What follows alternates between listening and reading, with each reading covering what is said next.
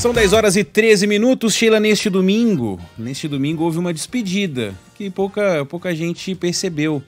É a despedida dos radares móveis escondidos. Pois é, isso a gente já vinha noticiando, há uma proibição desse tipo de autuação, que foi determinada pelo Conselho Nacional de Trânsito, estava lá no início de outubro, publicado no Diário Oficial da União, mas aqui em São Paulo, o governador João Dória também já havia editado uma regra nesse sentido, né, sancionado um projeto nesse sentido, e agora a gente vai entender o que é lei federal, o que vale para as rodovias estaduais. Estamos com o capitão Cláudio Capelari, ele é porta-voz da Polícia Militar Rodoviária do Estado, está na ponta da linha. Bom dia para você, capitão, obrigado, viu, por atender a Band News FM, como vai?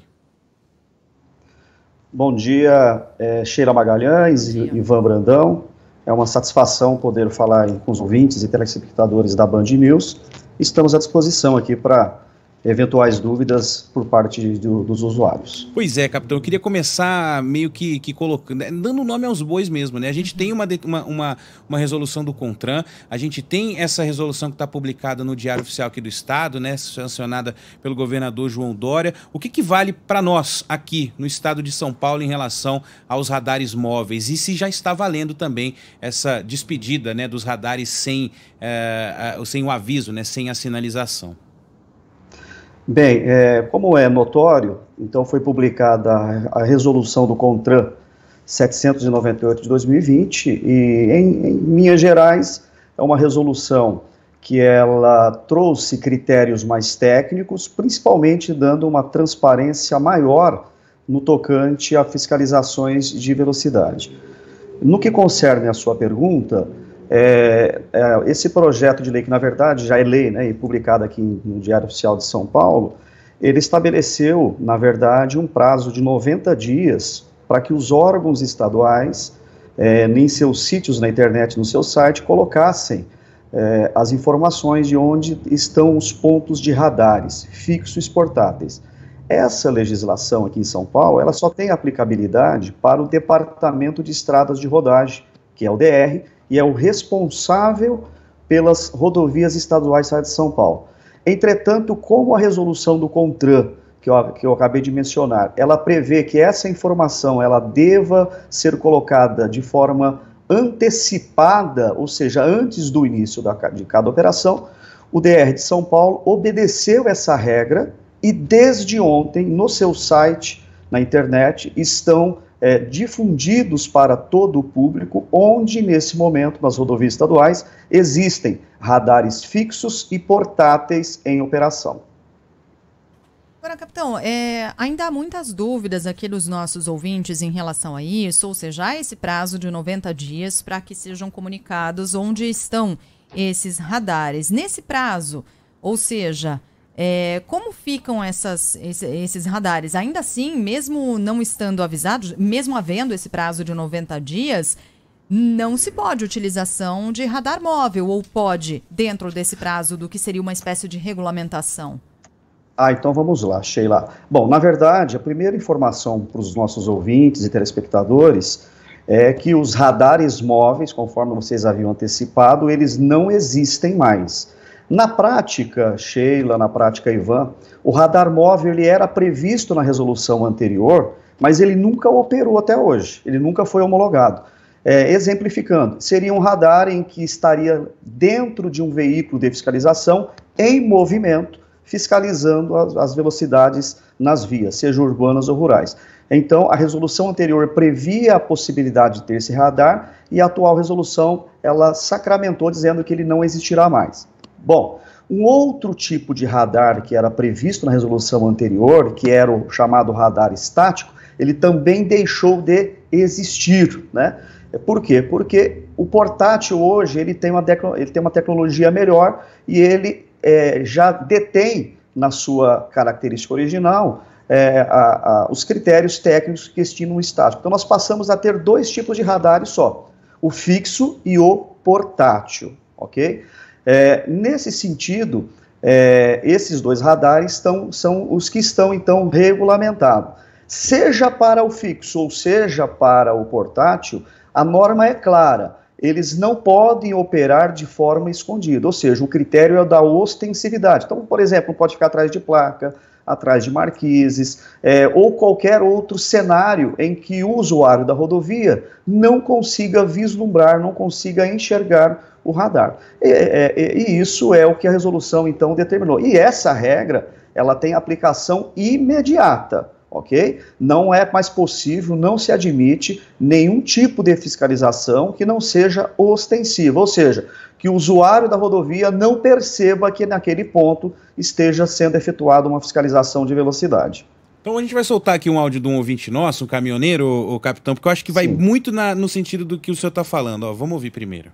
O quilômetro 31 na descida, chegando no pedágio da entrada da Castela, tem 2 cidadãos lá de farda com aquele revólver na mão lá, filmando os carros que descem, mais de 100, que é proibido, né? Então, a dúvida dele, capitão, era porque ele flagrou exatamente policiais ali com radar pistola. Só que pelo que o capitão falou, o policiamento ostensivo, ele está permitido. Quer dizer, se ele viu os oficiais com o radar... Exato. Então pode, essa fiscalização está permitida. Perfeito, Ivan, perfeita a sua observação. Está claro que a Polícia Militar, por meio do policiamento rodoviário, está obedecendo a regra. Aliás, sempre obedeceu, embora eventuais desconformidades no passado possam ter ocorrido. Então, esse é o sentido da regra. O motorista passou, ele, sem sombra de dúvida, viu 2 policiais militares fardados, operando de forma ostensiva o radar. Então, é isso que a resolução quer. Ou seja, que o usuário perceba que ali está havendo, que aí está ocorrendo uma espécie de fiscalização de velocidade. Tem mais aqui dos nossos ouvintes. Perguntas. Posso ligar aqui o microfone do WhatsApp no ar? Vamos lá, ó. Band News, uma pergunta. A pessoa que foi multada por radar escondido antes da publicação, ele consegue recorrer? Ou a multa só vale a partir, ou só consegue se livrar a partir da publicação? E aí, capitão?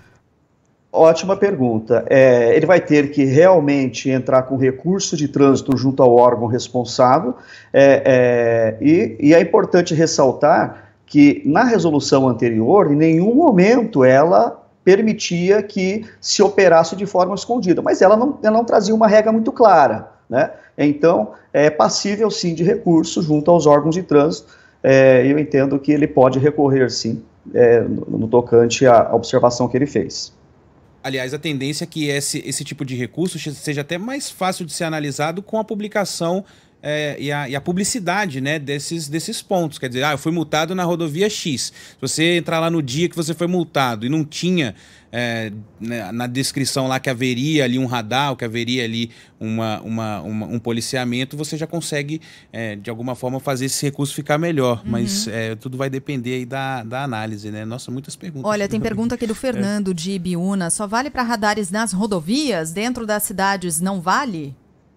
Não, vale para todo o território nacional. Tá. Existem regras específicas para os perímetros urbanos e para as estradas e rodovias. Então, essa é uma regra nacional que vale para qualquer tipo de fiscalização de velocidade, sejam em rodovias ou sejam nos perímetros urbanos. Capitão, pede aqui mais um ouvinte. Olá, Ivan, por favor, peça para o capitão informar o endereço eletrônico onde consta a lista da fiscalização. Depois eu até envio para a Band o link, até para vocês difundirem para os seus ouvintes, né, e telespectadores, mas é www.dr.sp.gov.br. O usuário vai localizar lá todo o detalhamento de onde estão pontos de operação de fiscalização de radares nos 22 mil quilômetros de rodovias e estradas do estado de São Paulo. Pronto, esse aqui foi o Reginaldo, então, que perguntou. Reginaldo da Vila Mariana. Tá respondido, viu, Reginaldo? Pronto. Só rapidinho, Sheila, em relação às cidades, né?